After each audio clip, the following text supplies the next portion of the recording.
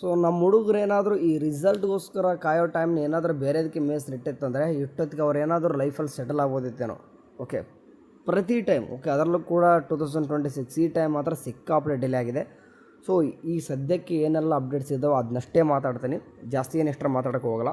Okay, ಈಗಾಗಲೇ ಸದ್ಯಕ್ಕೆ result ಬಂದಿರೋದು MSc ರಿಸಲ್ಟು 2 ಟೈಮ್ ಬಿಟ್ಟರು. ಒಂದು NPCCದವ್ರು ಬಿಟ್ಟಿದ್ದಿಲ್ಲ, ಹಂಗಾಗಿ ಸಪ್ರೇಟಾಗಿ NPCCದವ್ರು ಕೂಡ ಸಪ್ರೇಟ್ ಬಿಟ್ಟರು. ಓಕೆ, ಆ್ಯಂಡ್ MSc ಅಂತೂ ಮುಗಿದೋಗಿತ್ತು. BSc ನರ್ಸಿಂಗ್ ಅಂತ ಬಂದಾಗ 4th year result 5th. Okay, ಗೊತ್ತಿದೆ ನಿಮಗೆ, ಹೋಳಿ ದಿನ. ಓಕೆ, ಹೋಳಿ ದಿನನೇ ಏನಾಗಿದೆ ಅಂತಂದರೆ ಬಂದಿತ್ತು. Okay, actually Holi day university ಕಡೆಯಿಂದ ಕ್ಯಾಲೆಂಡ್ರಲ್ಲಿ ರಜೆ ಇದ್ದರೂ ಕೂಡ ಅನೌನ್ಸ್ ಆಗಿದೆ. ಓಕೆ, ಬಟ್ ಕೆಲವೊಂದಿಷ್ಟು ಹುಡುಗರು ಕೇಳ್ತಾರೆ ರಜೆ ದಿನಗಳಲ್ಲಿ ರಿಸಲ್ಟ್ ಅನೌನ್ಸ್ಮೆಂಟ್ ಆಗಲ್ಲ ಅನ್ನೋದು. ಹಂಗೇನಿಲ್ಲ, ರಿಸಲ್ಟ್ಗಳು ಈ ಒಂದು ಸಂಡೇ ಕೂಡ ಅನೌನ್ಸ್ಮೆಂಟ್ ಆಗಿದೆ. ಬಟ್ ಇತ್ತೀಚೆಗೆ ಒಂದು 2 to 3 ಇಯರ್ಸಲ್ಲಿ ಸಂಡೇ ಅನೌನ್ಸ್ ಮಾಡ್ತಿಲ್ಲ. ಓಕೆ, ಈಗ ಏನಂತ ಹೇಳಿ 4th ಇಯರ್ BS ನರ್ಸಿಂಗ್ ಬಿಟ್ಟಿದ್ದಾರೆ, MS ನರ್ಸಿಂಗ್ದವ್ರದ್ದು ಕಂಪ್ಲೀಟ್ ಆಗಿಬಿಟ್ಟಿದ್ದಾರೆ. ಆ್ಯಂಡ್ GNMದವ್ರದ್ದು ಕೂಡ ಏನಾಗಿದೆ ಅಂತ ನಮ್ಮ RGHS ಕಂಡಕ್ಟ್ ಮಾಡಿದ ಕಾರಣ. ಬಟ್ ಅನೌನ್ಸ್ ಮಾಡಿದ್ದು GNM ಬೋರ್ಡೇ, ಆದರೂ ಕೂಡ RGHS ಕೂಡ ಲಿಂಕ್ ಇರ್ತದೆ. ಸೊ ಹಂಗಾಗಿ GNM ನರ್ಸಿಂಗ್ ಕೂಡ ರಿಸಲ್ಟ್ ಬಂದಿದೆ. And post basic BS nursing ಅಂತ ಬಂತಂದರೆ 2nd ಇಯರ್ ಬಂದಿದೆ, ಫಸ್ಟ್ ಇಯರ್ ಇನ್ನೂ ಕೂಡ ಬಂದಿಲ್ಲ. ಸೊ ಇದು ಕೂಡ ಪೆಂಡಿಂಗಲ್ಲಿದೆ. ಇದು ಕೂಡ ಎಲ್ಲನೂ ಕೂಡ ಕಂಪ್ಲೀಟ್ ಆಗಿದೆ, ವರ್ಕ್ ಎಲ್ಲರದು ಕೂಡ ಕಂಪ್ಲೀಟ್ ಆಗಿದೆ. ರಿಸಲ್ಟ್ ಅದಕ್ಕೋಸ್ಕರ ವೇಟ್ ಮಾಡ್ತಾಯಿದ್ವಿ. ಸೊ ನಮ್ಮ ಯೂನಿವರ್ಸಿಟಿದ್ದು ಪೂವರ್ ಇದೆ. ಓಕೆ, ಸಿಕ್ಕಾಪಟ್ಟೆ ಪೂವರ್ ಇದೆ.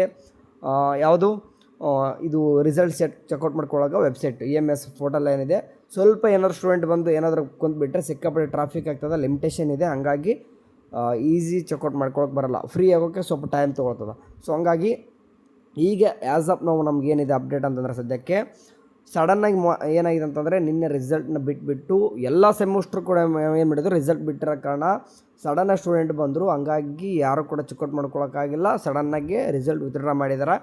ವಿತಿನ್ ಹೇಳ್ತೀನಿ ನೋಡಿ 5 ಮಿನಿಟಲ್ಲಿ ಏನಾಗಿದೆ ಅಂತಂದರೆ ರಿಸಲ್ಟ್ ವಿತ್ಡ್ರಾ ಆಗಿದ್ದಾವೆ, ಯಾರ್ದು ಕೂಡ ಚೆಕ್ಔಟ್ ಆಗಿಲ್ಲ. ಓಕೆ, ಇದು ಯಾರ್ದು ಸೆಮಿಸ್ಟರ್ ಕತೆ, BS ನರ್ಸಿಂಗ್ ಸೆಮಿಸ್ಟರ್ ಹೇಳ್ತಾ ಇದ್ದೀನಿ.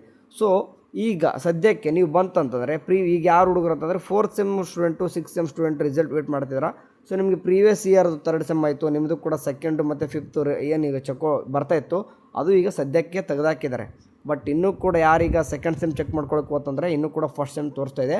ಸೊ ಅರ್ಥ ಮಾಡ್ಕೋರಿ, ಈಗ ಮೇ ಬಿ ರಿಸಲ್ಟ್ ಬಿಟ್ಟರು ಸದ್ಯಕ್ಕೆ ಮೇ ಬಿ ಬರೋದು ಯಾರು ಅಂತಂದರೆ 4th sem and 6th sem result first 1 day announcement ಆಗ್ಬೋದು, ರಿಮೈನಿಂಗ್ ಸ್ಟೂಡೆಂಟ್ ಇನ್ನೊಮ್ಮೆ ಅನೌನ್ಸ್ಮೆಂಟ್ ಆಗ್ಬೋದು. ಸೊ ಎಕ್ಸ್ಪೆಕ್ಟೇಷನ್ ಏನೂ ಕೂಡ ಇಲ್ಲ, ಎಕ್ಸ್ಪೆಕ್ಟೆಡ್ ಈಸ್ ಅನ್ಎಕ್ಸ್ಪೆಕ್ಟೆಡ್ ಅಂತಾರೆ ನಮ್ಮ ಯೂನಿವರ್ಸಿಟಿ ಕಡೆಯಿಂದ.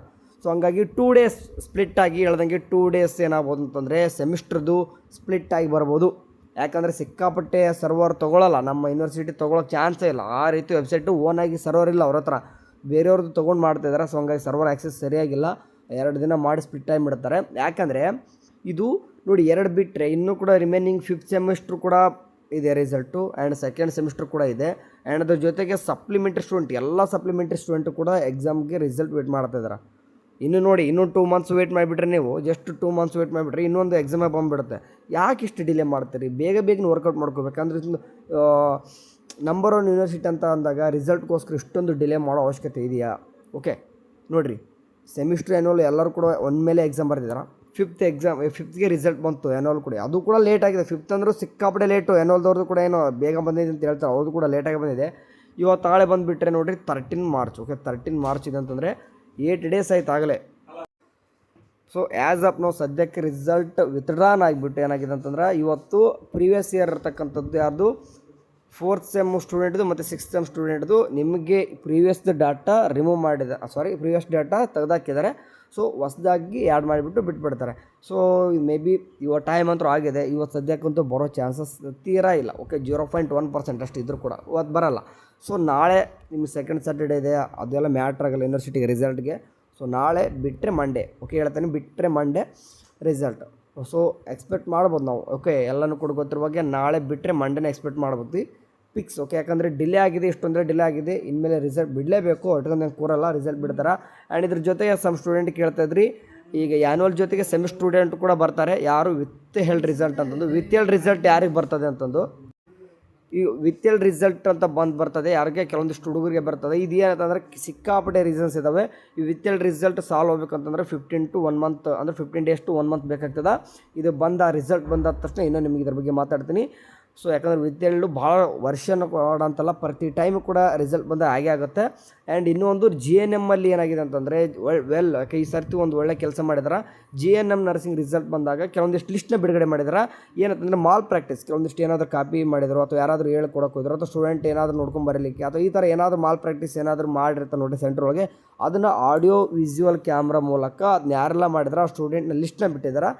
ಅದೇ ರೀತಿ ನಮ್ಮ RGHS ಅವರು ಕೂಡ ಮಾಡ್ಬೋದು, ಅಥವಾ ನಿಮ್ಮ ಇದಕ್ಕೆ ಏನು ಮಾಡ್ಬೋದು, ವಿತ್ ರಿಸಲ್ಟ್. ನಮ್ಮ ಯೂನಿವರ್ಸಿಟಿಯವರು ಆ ರೀತಿ ಬಿಳ್ಳಾರಿ ಮಾಡ್ತಾರೆ, ವಿತ್ ರಿಸಲ್ಟ್ ಅಂತ ಮಾಡ್ತಿರ್ತಾರೆ. ಓಕೆ, ಅದ್ರ ಬಗ್ಗೆ ಕೂಡ ಮಾತಾಡ್ತೀನಿ ರಿಸಲ್ಟ್ ಬಂದಾದಮೇಲೆ. ಓಕೆ, ನಿಮ್ಗೇನಾದರೂ ಗ್ರೇಸ್ ಮಾರ್ಕ್ಸ್ ಬಗ್ಗೆ ಇನ್ಫಾರ್ಮೇಷನ್ ಕೊಡಿ ಅಂತಂದರೆ ಕೊಡ್ತೀನಿ. Thank you, bye.